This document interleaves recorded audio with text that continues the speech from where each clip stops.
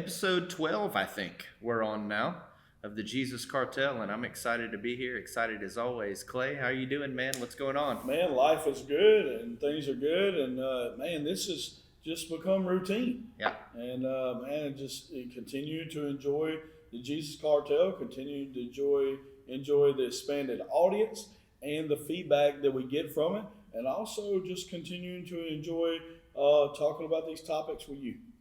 yeah.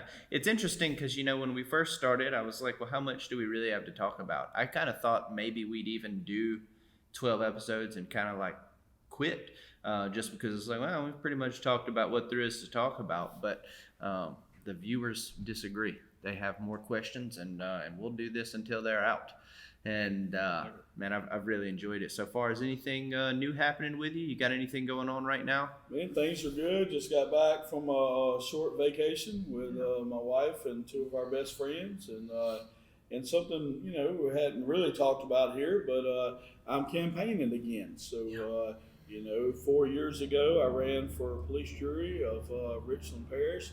And for those of y'all that may be out of state or don't understand, a police jury member represents a portion of our parish or county, however you want to say it, and represents the people when it has to do with taxpayers' money.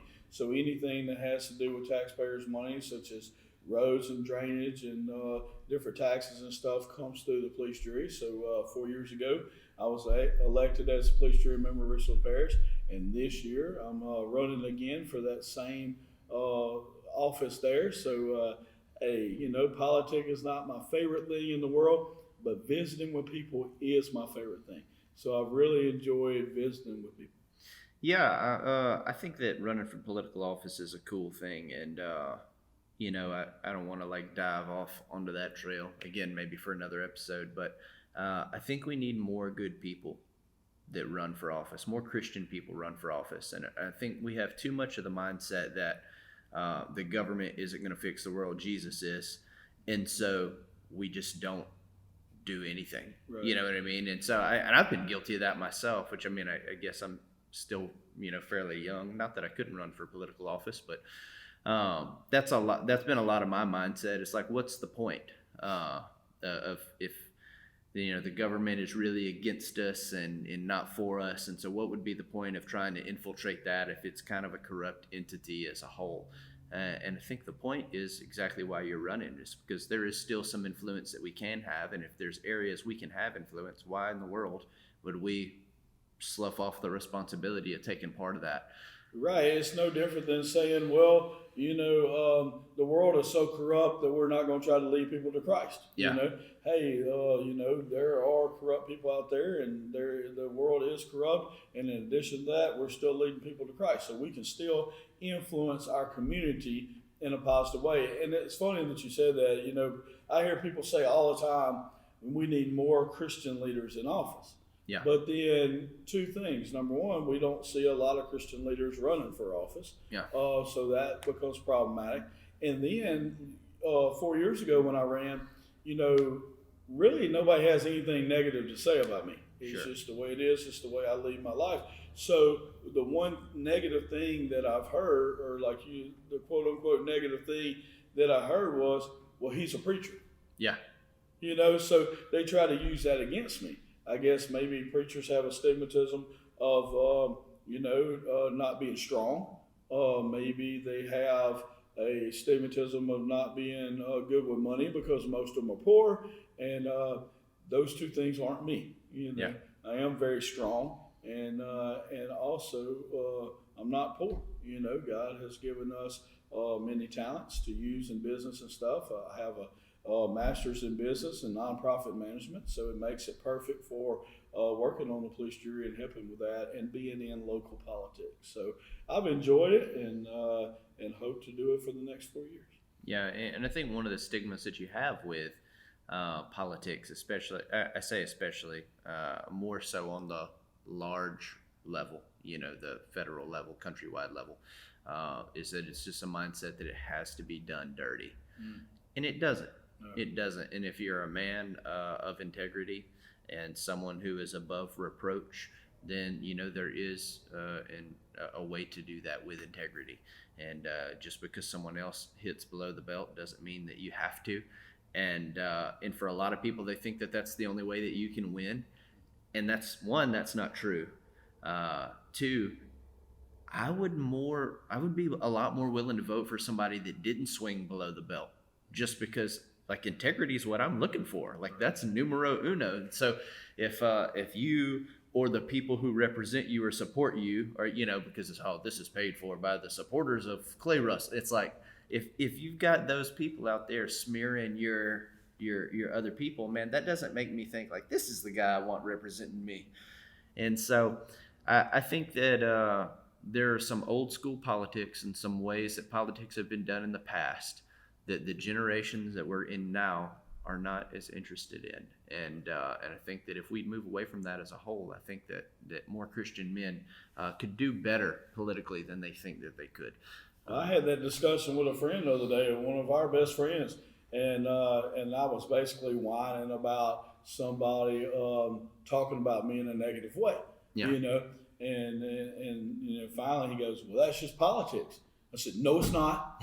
Doesn't have to be. Yeah. And, we can't say that, well, you can't lie, cheat, and steal unless it's politics or about Christmas. Yeah. You know what I'm saying? I mean, we can't do those things, And so it's like, well, that might have been the politics that you grew up with. That doesn't have to be the way I handle things. And he goes, well, I know you don't handle things that way, but at the same time, you can't expect other people not to handle it. So I don't care. I do. I don't have to accept that that's the way it is. Mm-hmm. And it doesn't matter what it is. We're not really talking about politics right now. We're really talking about life. Yeah. And I don't have to accept things just as the way they've been before and say, well, it's okay because that's the way it's always been done. And no, I don't have to accept that. So, hey, I am a Christian. I am running a campaign. I am running a campaign that is that mirrors me, and that is a man of integrity. So I'm running a campaign that way. And if people decide to do things other than that, shame on them. Yeah. But I'm not going to say, well, it's okay because it's politics. Sure. No, you run my name in the ground. You tell lies about me. You try to negatively affect my family. Hey, that's not godly. Yeah. Yeah. Don't do those things and then show up at church like everything's okay at whatever church you go to. Yeah. That's not cool. So I'm not going to accept it just because it's politics, no more than I'm going to accept people being mean to my children because that's just the way they are. They're mean. No, you're mean and you're not going to be mean to my children. Yeah. So and we better keep moving on. We can. I think it would be a beautiful thing. I'm not to speak for you, but to see a campaign. It's like, hey, I'm Andrew. I know you've heard a lot about me and my family over the last few weeks. Of course, none of it is true. This is the way that politics have been dealt with in the past. Unfortunately, there's very little integrity in it. But I want you to know that while I'm claiming all innocence from everything you've heard, I'm not going to participate in the name calling and the finger pointing. And so we love you. We're here for you. Excited to serve you. But I'm not about to trash someone's family to try to leverage my way into office. That would be the most beautiful, political, And so I wish we'd see more of that. I'm praying and hoping that we do see more of that. And I also pray and hope that people in our community, not just our community, but everywhere, will stop being so scared of being a part of positive change. Like, don't be afraid of it just because it's been bad in the past. And, we all kind of have the opinion that the government is going to be ultimately kind of what leads us to our demise and the return of Christ. That's, kind of the basic understanding. It's like, hey, look, you're not the Antichrist if you run for local office and try to make some positive changes in your community. I think it'd be a good thing. Mm-hmm. And so let's dive into the Get to Know You segment. I was prepping for the podcast today, and right when I was getting ready to take my last note, it was about the Get to Know You segment, and a young lady walked in and said, hey, I have an idea for the podcast. And I think that she may have meant it for, the big question, and I do want to talk about it a little bit. But I think it was better for the Get to Know You segment. She said, talk about your flaws. Mm. Do you have any flaws? And if it's okay with you, I'd kind of like to start. I normally shove them to you. So first of all, growing up, I was the most prideful person you'd ever meet in your entire life. I was very sure of myself and everything that I did. When I say growing up, I don't mean, I mean like from 12 to like 20, that era. Um, Up until that point, I was really self-conscious about everything up to 12 until I realized I happened to be really good at sports and people put way too much value in that. And so my whole identity got wrapped up in that. So I became like really, really arrogant, and that was a problem. That was definitely a flaw, that I saw myself as better than or more important than everyone else who was around me. And I know that sounds like ridiculous, but I do mean everyone. And, all getting that because I was good at throwing a ball around, like very silly, but that was a flaw that I had, is the way that I saw myself and the regard I held myself in. But I'm not like that anymore. I love people. I value people as more than myself. And so as far as flaws go, and I think that this is why I think we should talk about it a little bit, is because I think people have the understanding that you do have to always have flaws. I don't think that that's true. That doesn't mean that there aren't areas that we grow in, because there are things right now that I'm at a certain level in that I'm hoping that 10 years from now I'm much, much further in. But as far as like things that I have just accepted, and this is what a flaw is to me. A flaw is a problem that is regularly occurring in your life that you have accepted as just a part of your reality. And so that's what I want to make this clarification, that I'm not saying that there's not anything in my life I should work on, because that's not true. Right. There's definitely things I should work on. What I'm saying is there's nothing that's a regular part of my life that causes problems for me that I have accepted as part of who I am. And so the things I'm aware of, I work on. I'm troubleshooting those. I'm talking to people about those. I'm getting information and counsel and stuff like that. And I think the biggest one is, I'm a professional communicator. That's what I am. Across the board, you can call me a pastor, you can call me a counselor, you can call me whatever you want to call me. But that's what I am. I build teams, I lead teams, I communicate. Those are the things that I do with my life. For whatever reason, God saw it fit to gift me with those things, and I enjoy them, and so I've continued to build them. And in that, I think that it's important that you're approachable as a leader. And so because I like to remain approachable, I'm very lighthearted. I like to have a good time. I build strong relationships with people. I try to be fun to be around. That way, when you have to have difficult conversations, they're not quite so difficult, because people have a relationship with you, and it's easier to have a hard conversation with somebody that knows you love them than it is somebody that feels like you're this leader who's above them shooting down the hill at them. And so the difficulty is, there's something that I'm still working on, is that when I'm serious, because 99.9% of the time you're going to get very lighthearted versions of me. Even when I preach and stuff, I'm usually having fun and laughing and joking and telling stories. But when I hit that 0.1%, I'm very intense. And a lot of people don't know how to take that, because they're so used to the other 99.9% of the time that for me to go from there to this, they're thinking that I'm like infuriated. And that's usually not the case. It's just, I like to make a clear distinction between when I'm joking or something's not a big deal and when there is. And so like my mannerisms change. I stop laughing, my eyes draw back, I get like a really intense look, and it can be off-putting to people. And so I'm still learning how to have intense conversations that require immediate changes of direction in a way that doesn't intimidate other people. And I hate to use the word intimidate, because there's such a weird connotation around it. Like I think that I'm big or scary, and that's not what I'm saying. But when you come at someone with some intensity about a situation, man, a lot of times, man, that on the inside, you may not see it on the outside, but on the inside, man, everything shills up and bottles up. And like something that they would normally be able to explain, they can't explain, because they're so rattled right now by the fact that I came with a different tone than the one that they're used to. that I think that at times it can do more harm than good. And so I'm still, if I was going to say I have a flaw, which I don't want to, I hate to even call it that because I've not accepted that that's the finished product of my communication.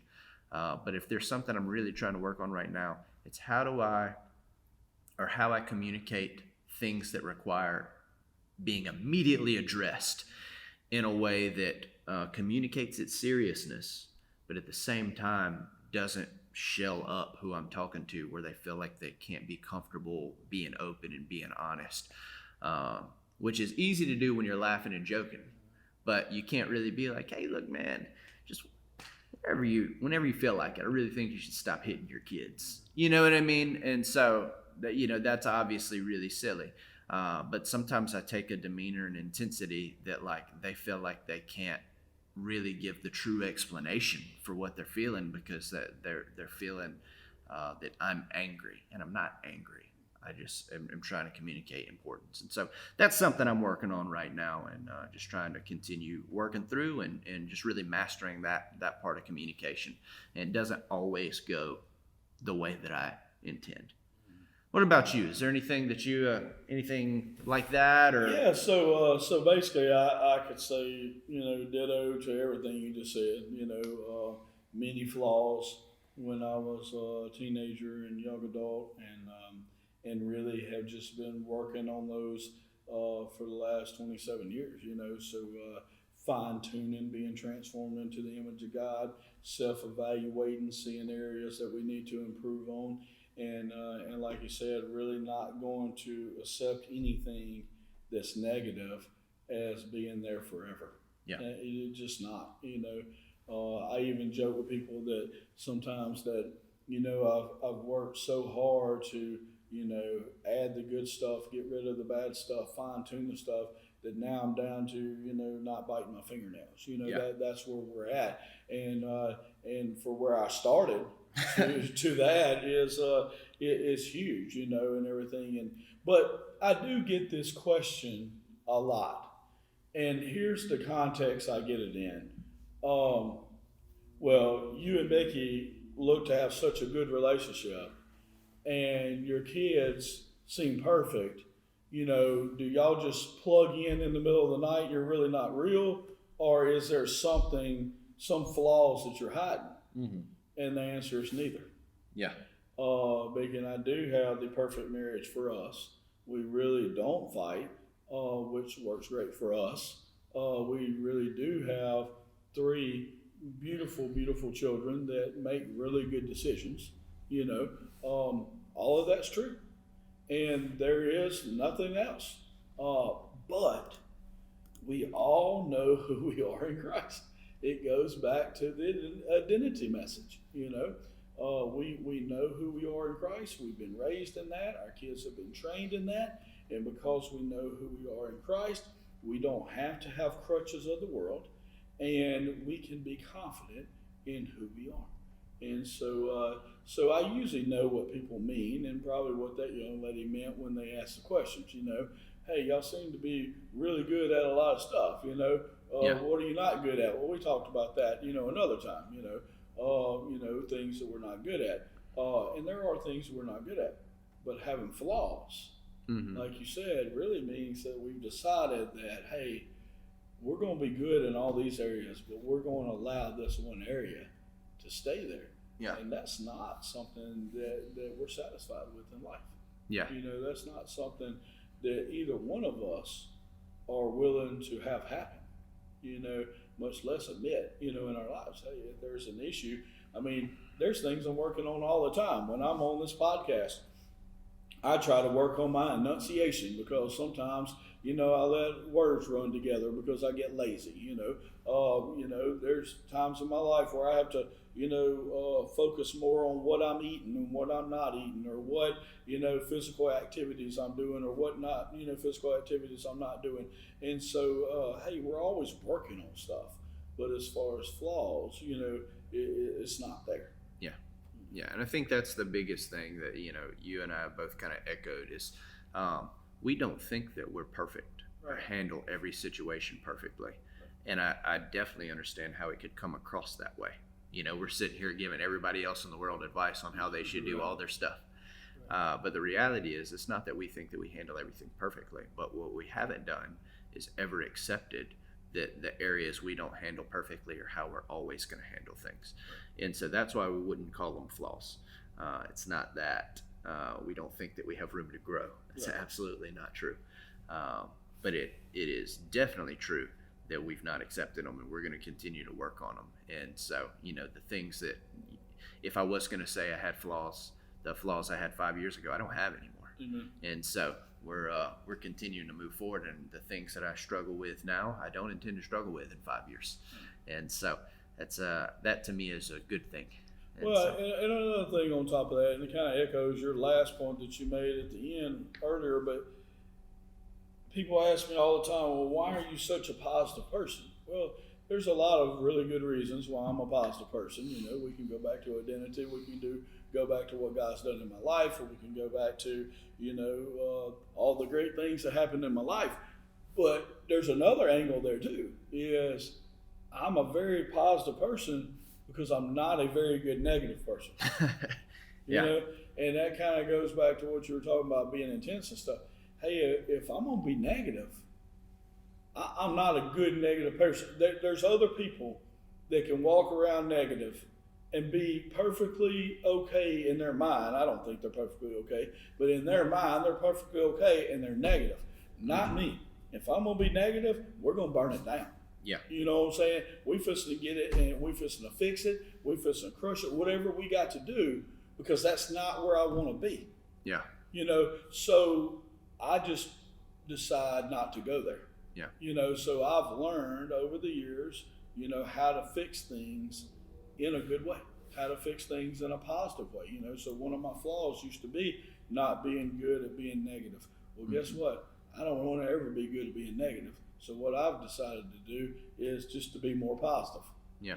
As much of the time as possible. And so those are things that we fixed in our life, Yeah, and that's why I wanted to kind of hybrid this between a get to know you question and a real podcast question, because there are some things within this space and this realm that there's probably some listeners I can name a couple of flaws. You know what I mean? Just different experiences, stuff they had with us. One, if that experience was more than 6 months ago, there's a good chance it's not there anymore.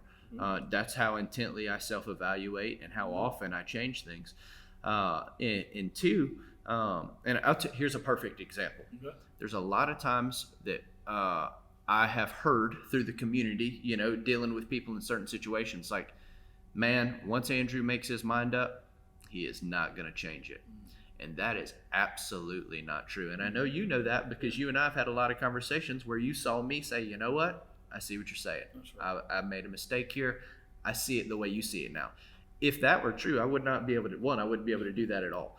Two, the reason that seems that way is because I am fine with seeing things the way that you want to see them, provided that you can provide evidence for what you're seeing. Because if I believe in something, there is an evidence to back up what I believe in.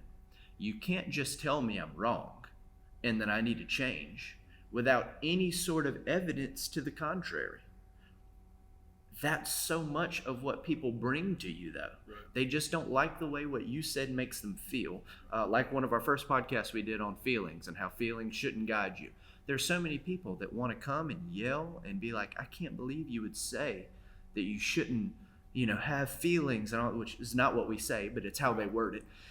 And then I'm like, okay, what good thing has following your feelings and your emotions brought to you? Yeah. And there's no right answer there. There is no good answer there. But they're still angry at me, and they're like, oh, he's just dug in. He's dug in. He's not ever going to change. And it's like, I'm more than willing to change if you can provide me with some evidence of give me something to actually look at other than your passion and your emotion. Because I love that you have passion, you have emotion, and there's some passionate atheists out there that are not going to shift the way that I feel because they don't have evidence to back up what they're saying. And so I'm perfectly fine with having really difficult conversations where you challenge something that I believe.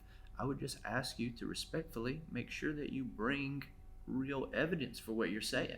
And I promise you, I will consider whatever you're saying. I'm going to listen. I won't even argue with you right then. Like, I'll go back and self-evaluate and look at myself, and we'll set up a dinner for another conversation.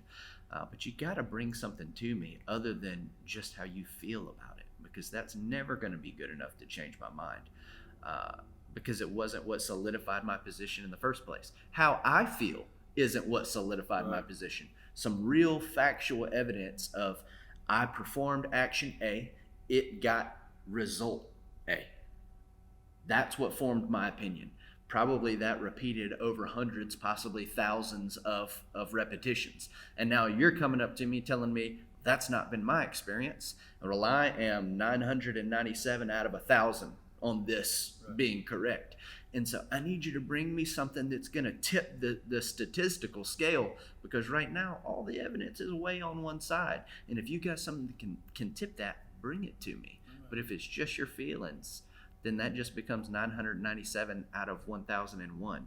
And that's still a statistical anomaly that just doesn't work for me to change my mind. And so that's it's not about being dug in or thinking that I'm always right, because that's not true. But I also won't argue if I don't know. And so I don't like to argue at all. So I don't even want to say that I argue. I won't draw a line in the sand unless I'm sure of something.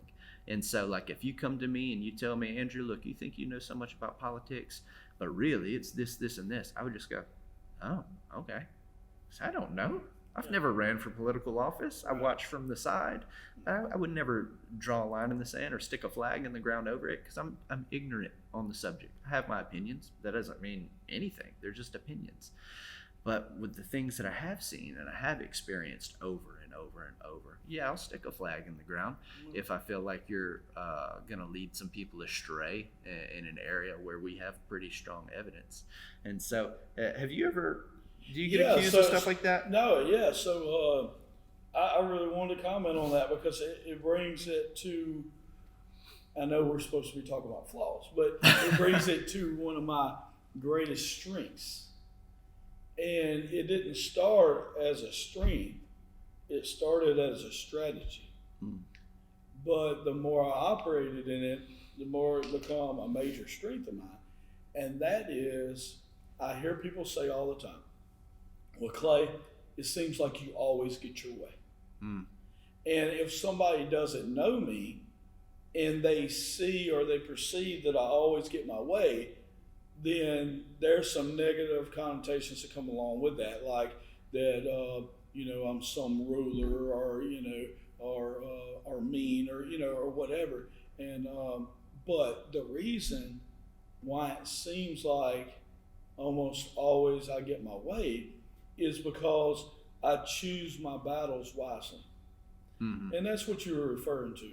And I developed this strategy years and years ago, and it become one of my major strengths is I don't fight every battle. Yeah. If it's something that I don't know anything about, hey man, I'm just gonna sit here and try to learn a little bit. But that's the reason I don't do a lot of things that I'm not good at. People say, well, you should always be trying to do better. I understand, but there's other people that are good at that, and I would rather them be good at that and feel good about that and even make money doing that than me try to do it all, right? And so, so I don't try to do everything around the house or everything around the community or whatever, because there's people that are already doing those things. And also every time that there's a chance to argue about something or disagree about something or give a point on something, I don't always take those opportunities. Yeah. Because I believe in letting other people win. I know that sounds weird for somebody, especially, but I like other people to feel good about themselves. Yeah. I like other people to feel like winners. I like other people to feel like they accomplished something or they're better at something than somebody else. I love it when people feel like they're better at me than something else, whether they are or not. I'm glad that they feel that way, but what it allows me to do is that when I do feel strongly about something, when I do feel like you said, like they could lead people astray, or there is something that when I do take my stand, people usually see it the way I see it, or give in to me, or allow, because I don't try to fight every battle. Yeah. I don't try to win everything. I don't try to win every argument or, even, have the best opinion about everything. But when I do stand my ground, people respect that Mm-hmm. because I don't try to fight everybody. Yeah. The whole everything you touch turns to gold. Yeah, I don't touch a lot of things. Right?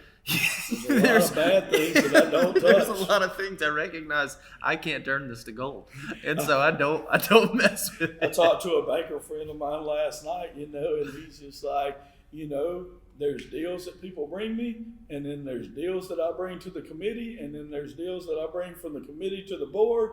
But a lot of these things never make it that far, and it's because I'm not trying to turn rotten things into gold. And you're the same way. I mean, we're not trying to do everything. Yeah. But what we do try to do, we try to do very well. Yeah. Yeah. And it's, I get offered jobs all the time. I just got offered another job a few days ago. And it's a job that is well suited for skills that I have. However, the people in place are not well suited to receive from me. Mm-hmm. And so I recognize that that's not a situation that would be fruitful for them or me. And so even though financially it'd be a pretty good leg up from where I'm at, it wouldn't make any sense. It wouldn't make any sense. Not to mention, things are gold where I am right now. You know what I mean? And so that's the other thing. It's like there's too many times where people are just trying to climb the ladder. And it's like you might be on the wrong ladder. You're on the finance ladder. You're not on the kingdom building ladder. Right. And so you got to make sure you're climbing the correct ladder also. And so, I've worked a lot of places. I've had a lot of experiences of mine where things didn't turn to gold. And I recognize what went wrong in those situations, and I make sure that I don't repeat them. I've been involved in some great ideas that, man, they should have took off. But the leadership didn't have the vision to carry out the idea. And, when we butted heads on should things go this way or should things go this way, they demanded their own way. And rather than try to fight for it because it's like, oh man, everything that I do is supposed to be successful, I recognize this isn't. The best thing I can do is let them shove me out here, and that's what I did. And it would have been easy for my pride to get involved and be like, nope, I'm not going to let this happen. And it would have been bad. It would have been bad all the way around. And so, sometimes you just got to allow people to make their decisions and move out, swallow your pride, learn from what happened and move forward. And I've had nothing but success since the last time that happened, because it allowed me to recognize something in leadership that I didn't see before. And now I can spot that from a far distance that I couldn't before that. I had to learn that one in the moment. And so, yeah, it's pretty cool though. And I remember, my wife would say, maybe say something like, "You let them walk over you, or you let them use you." And I said, "Yeah, I do." And she didn't mean it in a negative way. Yeah. I mean, she didn't mean it in a positive way. Yeah. I took it as a positive way. Yeah. I was like, I know. I let them do it. I knew they were going to do that. If I did this and didn't stand up here, I knew what they would do. Yeah. So you're right. I let them walk over me, or I let them win, or I let them use me, or whatever. And and in certain circumstances, I'm perfectly okay with that. Yeah. Because at the end of the day, I am going to be that man of integrity. I am going to do what God's called me to do. And God hasn't called me to fight everybody. Mm-hmm. And God hasn't called me to stand up to every opposition. And God hasn't called me to win everything. Yeah. Now, because there's a lot of battles that aren't even mine, they're His. Yeah. And if I'm out there trying to win every single battle, where's God at? So many times in the Bible, God told the people, the battle's not yours, it's mine. Well, guess what? I believe it. Yeah. So. Yeah. We need to do an episode on communication soon. Just communication in general. And let's kind of cover the whole spectrum of how to communicate, be it up the ladder, down the ladder, get all around and involved in that, because I think it could be really helpful for a lot of people. We could even get into servant leadership. Yeah. And things like that. Yeah, that would be beautiful. Let's do that. And so, that was a really good opening. There we go. Yeah, we're gonna have to shift through this at a reasonable speed for the rest of the time. We had a good week last week, though. We talked about the aftermath of drug addiction and how you love your enemies and stuff like that. And it was a pretty deep episode, I think, but it was important. It was important, and we got some really good feedback from some of our viewers and stuff. They were really touched by it, and one guy came up to me and said that he had never even considered the other side of it. Someone who has struggled with addiction, and he said he just never really even thought about how the other side is affected. And as long as he's doing okay, everybody else is okay. And it's like, you think about the what he left behind, And so I thought that was really powerful, that he was able to receive that, maybe there's a little bit more to it than you've seen. Well, I had a young lady that come out of addiction, and she came up to me and she's like, "Hey, what's this week's podcast going to be about?" And it's like Wednesday or Thursday, and we had done it, but it gets released on Friday. And I was like, well, it's kind of on the aftermath of addiction and kind of, the carnage that you leave behind. And she puts her head down. I was like, yeah, might not be the one that you want to listen to. And she goes, no, I need to listen to it. So that I can sympathize with my family more. Yeah. And so that I can understand, not for it to get me down, but so that I can understand that side, So, hey, she is positive. I like it. Yeah. Or our viewer question of the week. This particular viewer, he asked a tandem question, so it's got a part 1, part 2. And his first question was this. He said, as an addict, how do I know if I've opened some doors that I shouldn't have? Which I think is a really good question. And then he followed that question up with this. And how do I resist temptation in the moments where it's the strongest? I mean, like those moments where, like, you're an alcoholic, here's the beer cooler, and you're at the door. How do you keep that from happening? Is that something jumping out to you right away, or you want me to dive into it? No, right away. The specific question is, as an addict, have I opened doors I shouldn't have? Yes. Yeah. Every addict has opened doors that they shouldn't have. Every addict has left doors wide open that they shouldn't have never opened to begin with. Every addict has compromised themselves in ways they shouldn't have. Mm-hmm. That is all true. Of course, we can go, get into the idea of whether they're still an addict or not. But I don't know. I mean, we've counseled with between me and you more addicts than anybody I know. And I don't know any that have maintained their integrity. Yeah. And maintained their innocence and done what God's called them to do while being an addict. Yeah. That's something that goes along with it. A lot of people become, addicts or substance use, users or whatever for various reasons. It could be things that happen, to them growing up. It can be hereditary. It can be, joined a frat and never got out of that partying. It could be was an athlete and got hurt and got hooked on painkillers. It could be all kind of different reasons, no family at home or whatever. But no matter why you become an addict, I think every addict would say that they've opened doors that shouldn't be open. Now the question becomes, are they able to close those doors? Now that you've come to Christ, which I'll tell you what, I'm going to stop right there and not even get into that part and let you respond to the first question, and then we'll get into that. Yeah, and just based on talking to him, it sounded like, and I could be wrong, because you're absolutely right with what you said, but it sounded like he was almost asking, once I have sobered up and I haven't used in a while, then how do I know if maybe I've opened some doors that might lead me back into that situation? Yeah.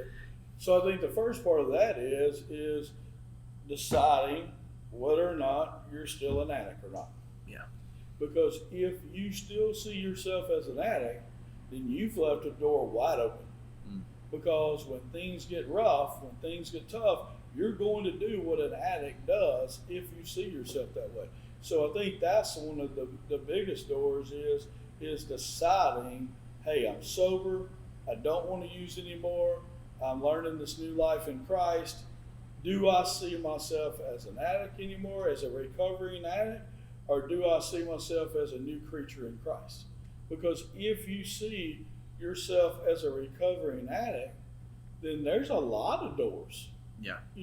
still available for you to use. So yeah, if we're talking about the guy that gives his life to Christ, he quits drinking and drugging, he's walking this thing out, and then he's like, man, I talked to this girl too long that I probably shouldn't have talked to, or I, thought about this too long, or whatever, am I opening these doors? Hey, that's something that you need to be really focused on, is not opening doors like that, because most of our guys, and I don't even want to get on the women's side of things yet, but most of our guys fall to a relationship Yeah. before they fall to drugs. 1,000,000% of the time. And I know that's probably where this question's going. Wasn't trying to go there right off the bat, just because that is the obvious answer. Is a lot of our guys don't want to do drugs and alcohol, but they haven't fixed the problems. They haven't fixed the things that need to be fixed. They haven't drawn the lines in the sand. They haven't gotten rid of the things that they need to get rid of in order to really walk this thing out. So they don't always fall to drugs and alcohol. They fall to a relationship, or they fall to a job that takes them, away from their time with the Lord, or they fall back into unforgiveness because they never took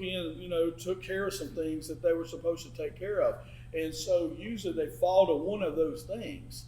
Man, we used to have a really crude way of saying this. You've got my attention. I haven't for said sure. it in a long time. I'm trying to think if I could still say it. So we used to say it like this. Our guys don't necessarily go out and do crystal meth right off the bat. Yeah. Our guys usually fall to one of the 3 B's: beer, bucks, and booty. So either they say, well, I've worked hard today, I can go drink beer after work, it'll be okay, and then it leads to something else. Or they're not used to handling finances, and they're not good, and they get paid on Friday, and they don't know what to do with it. Or either they fall into lust, or a lustful relationship. And then they realize, hey, I've opened this door, which is where the question goes, because now I'm drinking beer, or I'm spending my money in ways that I shouldn't, or I'm in an improper relationship, and now I've opened this door. What do? I guess I go do what an addict does, and I go relapse. Yeah. And that's what usually happens. Yeah. We talk about at Fresh Start, we talk about your identity. It's crucial. We did a whole episode on it not too long ago, but your identity is everything. How you see yourself matters. Everything you do flows through that place. And that's what we teach regarding your relationship with the Lord. But if I'm not mistaken, and correct me if I'm wrong here, is not the secular realm of addiction starting to move more that way now? Kind of kind of away from the AA model and more into, is that the one that's cognitive behavioral? Yeah. So 100%. We're seeing it now. We've seen it from the Supreme Court on down. That it's not that they don't use 12-step programs anymore, or 12-step models anymore. There is still a lot of that, but we have seen a major shift over the last few years to more of a CBT model, cognitive behavioral therapy model, more of, if you can see yourself different, then you can think different. So we say it in CBT, we say it like this. We say, you can change your thoughts. You can change how you think. You can change what you think about. If you can change your thoughts, then you can change your beliefs. You can change your core beliefs that drive your thoughts, right? So if you can change your thoughts, you can change your beliefs. If you can change your beliefs, you can change your actions. If you can change your actions, you can change your outcomes. So the scientific world is going more towards identity, changing your identity, not seeing yourself as that alcoholic and drug addict, because if you see yourself as an alcoholic or a drug addict, when things get tough, you're going to do what an alcoholic and drug addict does. And so the scientific world is now saying, well, if we can change how you think about yourself and the way you see things, then you would do things different even when those same problems arise. Yeah. Well, we've been knowing this in the Christian world, but now the scientific world is catching up to it, and you can read self-help book after self-help book, and they bring, and they're a lot smarter than I am, but they bring all of the new, neuroscience into this. Yeah. But that is, you're right, that is the major shift that's happening just over the last few years. Yeah, and so I just wanted to bring that up to people who are listening, especially if you are formerly in addiction or currently in addiction, that you recognize that what we're teaching at Fresh Start and what we talk about on this podcast, it's not just some niche thing that we came up with. This is something that is founded in Scripture, and now the science is catching up to what we've been on for almost 20 years in teaching in addiction, is that if you change the way that you see yourself, you can change everything else. And so they're shifting to that now, which is something I got a lot of kickback for, teaching in secular rehabs and trying to help people not in faith-based places, but soon that's going to be all they teach. Yes. Because the effectiveness is astronomically higher. And so what we do different than even the cognitive behavioral therapy at secular places is we know who you are. That's the difference now between the cognitive behavioral therapy that you're getting in a secular place versus us. And so they're trying to convince you that you're not who you used to be, but they're not exactly sure who you are. Right. We know the answer to both. Amen. And so that's why, statistically speaking, we're like significantly more times more effective than secular rehab. And this isn't a pitch for you to come to Fresh Start. This is a pitch for you to understand that you don't have to come to Fresh Start to learn this. You're not an addict. Figure out who you are. We know who you are. You are exactly who he said you were. And if you'll look into that and pour into that, I think that he could save you without you having to go back to rehab. Now, if you do happen to need one, of course, we're here for you. That's, I don't want to tell you not to come if you need it, because some of us do, and that's okay. And we love you in both places. But how you see yourself matters. That's the first point of that question. The second thing is this: how do you know if you've opened up a door you shouldn't open if you're sober and you've been sober for some time? It's very simple. If you think you opened up a door, you did. Yeah. If you think that there's a possibility that what you did just opened up, then it is. Yeah. And what you need to do is tell someone now, yesterday. You need to find the person that you're close to, whoever it is that you have a discipleship type relationship with, and you need to go talk to them about it. Not so that they can tell you the 1,000 reasons you shouldn't have done it and get to the core root. You just need some accountability. And here's the kicker that I wish I didn't have to say, but I'm going to. When you seek counsel, when you're in a situation like that, please listen to it. Yes. Because so many times people will be like, man, I don't know about this girl. I'm this, and she's kind of not there yet, but I'm thinking it could be this or that. I just want to know what you think I should do. And then I'll tell them what they should do, and I'll be dang if they don't try to argue me down. It's like, you didn't come to me because this is a good thing. You came to me because you thought it might not be. Right. I'm telling you, you were correct. Right? Not me. I'm not right. You were right. Right. Listen to yourself and listen to me agreeing with what you felt in your spirit, and the discernment of the Holy Spirit's telling you don't do this. And now you're going to argue with me about the advice that you came for. Yeah. And so if you're going to seek counsel, please listen to it. Well, let me say this on that. Yesterday I was teaching a drug court Zoom meeting. And so I'm on there with like 50 different people from 3 different parishes. And, and I'm at the end and I'm getting a little adamant, and I'm talking about, how to walk this thing out. And I'm like, man, you just need to talk to somebody. You just need to let it out. Don't, I was teaching them about it's not good to, to be emotionally driven, mm-hmm. but it's also, I'm not teaching them to be emotionless. Yeah. And so I was teaching them the balance there, and I was like, man, sometimes, you just need to talk to somebody. And I was like, well, hold up now. You need to talk to the right somebody. There you go. I said, let me clarify. Yeah. You need to talk to the right somebody, because I'm not telling you to tell everybody all your business, and I'm not telling you to get marital advice from your mom that's been divorced 4 times and waiting on the 5th one. I'm saying talk to the right somebody, So I would say this along with what you're saying. Before you go and get counsel, pray about who to get counsel from. Yeah. Then when you go to who God told you to talk to, then listen to him. Yeah. And Andrew made a great point when he said that, if you think you've opened the door, you have. I'm glad he did it. I didn't have to be the one that was just, saying those things. But let me say it like this. I learned this many, many years ago, probably 25 years ago. In fact, and I gave it to a young lady who was a teenager at a time. And man, she made a whole, kind of ministry out of it, ministering to young people and stuff for many years, and still does. But it's this: in this Christian life, just because it's permissible doesn't make it beneficial. Yeah. That is huge, because we need to be really careful at what doors we open. I know so many people who are dating Mr. Wrong, and so Mr. Right doesn't want to have anything to do with them because they're dating Mr. Wrong. Yeah.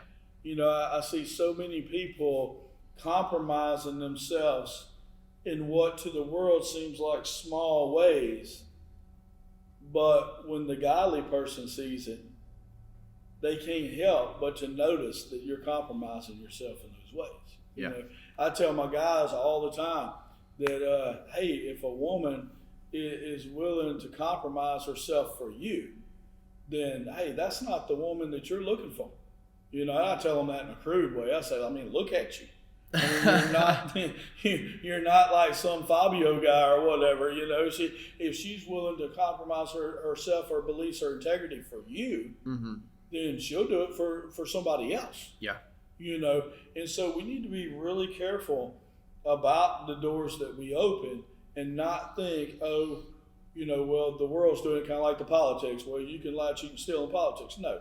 The world says on TV we can do this. No, that doesn't mean you can do that. So we do need to be really careful about the doors we open. In fact, Paul warns us in the Bible. It's a lot in the New Testament, not just in the Old, but the New Testament, says to not even have a hint of sexual immorality. Yeah.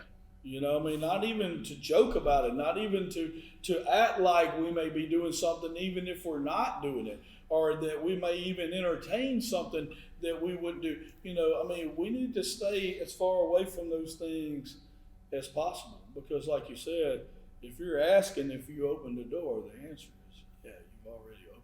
Yeah. Well, what about that second question? Okay, remind. How do I resist temptation in the moments where it's strongest? You're in front of the beer cooler. Mm-hmm. You've been there. You've come out of it, but here you are, whatever circumstance, whatever situation, it's got you back there. You're standing there and you're in that moment. It's decision time. You gonna open that cooler or are you gonna go home? Okay. What do they do? So I got lots of answers for this. The first thing is, and I forget, I read this just the other day, a new statistic, but cravings only last a certain amount of time. Mm-hmm. And it's a small amount of time that a craving lasts. And I can't remember, how many minutes it is or whatever it is, but a craving lasts for a small amount of time. So to me, it's like parenting with a toddler. If the toddler tries to grab something and all you do is tell the toddler no, then the toddler keeps trying to grab something and you keep telling them no, and then finally either you give in and let the toddler have what they wanted, or either you spat their hands, and then you feel bad about it, whatever. But a better way is to take the toddler, remove them from what they're trying to touch, put them in a different area, get their mind and their focus on something else, and they may never think about touching this thing ever again. Yeah. And if they do think about it ever again, then once again, you remove them from that area. So the way I've always handled temptation is two ways. Number one, make decisions ahead of time of how I'm going to handle a situation. Because, and not just temptations, but any situation. It could be, hey, I'm real good around my mom for 5 minutes, but after that, things kind of go to heck or whatever. So I'm just going to make sure that we're not around each other. I'm not saying that about my mom, okay? But I'm just saying, and so make decisions ahead of time, because guys aren't good at making split-second decisions, right? We're not good at it at all. So any decision that you can make ahead of time.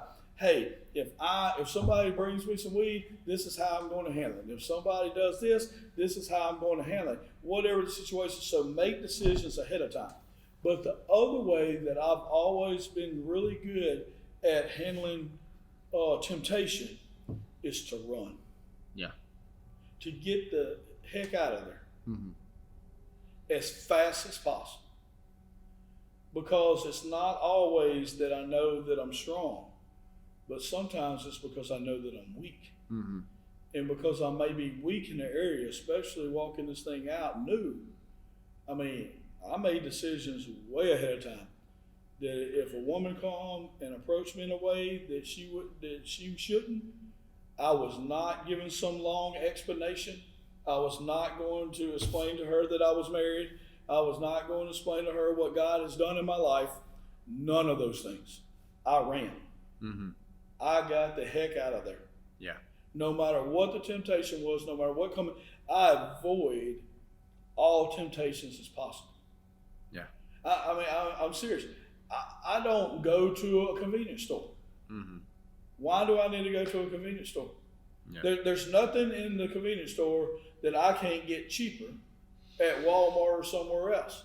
So why would I put myself in that position? I get gas outside, I pay at the pump, and I go on. Yeah. I'm not saying I have an issue at a convenience store. I'm just saying I'm not going to have an issue at a convenience store. Yeah. I don't even have to go. Yeah. So just be real careful to limit your exposure to temptation. Yeah. Be real careful. And that when you are tempted in a way that you couldn't get out, limit, then run or have a plan or whatever it is. Yeah. Like you said, one of the best ways is to talk to somebody, tell somebody, confide in somebody. But man, in a second, run. Yeah. Hey, if you're new in Christ and you just got off of drugs, don't go to your dope dealer's house and try to save them. Yeah. Call us, tell them where they're at. We'll go try to talk to them. But not you. Yeah. You know what I'm saying? If you have a problem with women, don't hang out with women. Yeah. If you're a woman, you have a problem with men, don't hang out with men. It's not that hard. Yeah. You got to avoid all gray areas in your life. And you can. And there's so many people that are like, that bothers them. They're like, oh, well, I should be able to do this and I should be able to do that. It's like, look, you gave up your right to be able to do those things when it led you down the path of destruction that you were in before. And so, if you were a raging alcoholic, you don't get to drink socially. It's just that simple. And you really probably shouldn't put yourself in places where other people are drinking socially. Sure. And you can be upset about how that feels and how that sounds all you want to. But the reality is like, this is about protecting yourself and your family and caring about them. And I just, there's so many people that are looking for the line. They want to see how close they can get without going over. Yeah. My advice to you is stop looking for the line. Yeah. If there's even a thought that this might not be a good thing, just don't do it. Just don't do it. Remember your why. You're at the beer cooler, remember your why. Why did I stop drinking to begin with? Why did I stop? Remember where you were. What was my life like when I was a blackout drunk every day? How were my relationships? How were my finances? How are all those things going? How's my relationship with my kids? Remember how temporary that feeling is. There's nothing. I remember first coming out of the life that I was in when I would fall back into the things that I was struggling with before, thinking that I was going to feel some type of way, And I remember how fleeting that moment was, because I felt so sick that I caved almost immediately. I mean, it didn't take, there was a moment of relief and then a moment of overwhelming guilt and sickness, because I was like, I've just undone everything that I worked so hard to do. And man, it sucks. It sucks. The deal is that God has made you a promise. Sin also makes a promise. The difference is God can uphold his end of the deal. Sin promises to fulfill you the same way God does. The difference is sin cannot fulfill you. It cannot uphold its end of the deal. And at the end of it, you're going to feel empty. And if you can remember that, you cannot do it. I agree. Yeah. Look, I agree with everything you said, and I think the first step is to run. Yeah. Hey, I'm making light of that, but I'm telling you, I have in my life. Get away from the situation, and then start thinking about those things. Yeah. But man, just get out. Don't put yourself in compromising situations, man. So I see so many people that do that. It doesn't make sense to me. It's a weird idea. Yeah, it's a weird idea to think that you feel like more of a man because you put yourself in bad situations and you don't get overcome by the temptation. Yeah. That's not heroic. Yeah. That's stupid. Yeah, and you might not do so well next time. Yeah. Yeah. I've done it. Yeah. I've tried it. I tried to find the line. Yeah. And guess what? There's no line for me. If I get close to the line, I'm going over the line. That's it. And not a little bit, And so, well, man, I think that we have nailed this one down. Yeah, I feel good about it. You feel good about everything? Man, I do. I think we did a great job. Yeah, you got anything else you want to add? I think I talked a little bit too much this time. I should have let you talk a little bit more, but I thought it went well. I think I usually do, and so it was nice. It was nice to swing the other way for an episode where it was you doing most of the talking and stuff. Yeah. Well, I'm good if you're good. Yeah, hey, we appreciate y'all. Y'all keep telling people about Jesus Cartel. Like I tell you all the time, don't just hold all this goodness in for yourself. Tell everybody about the Jesus Cartel, man. And we'll see y'all next time. Yeah, love you. Bye.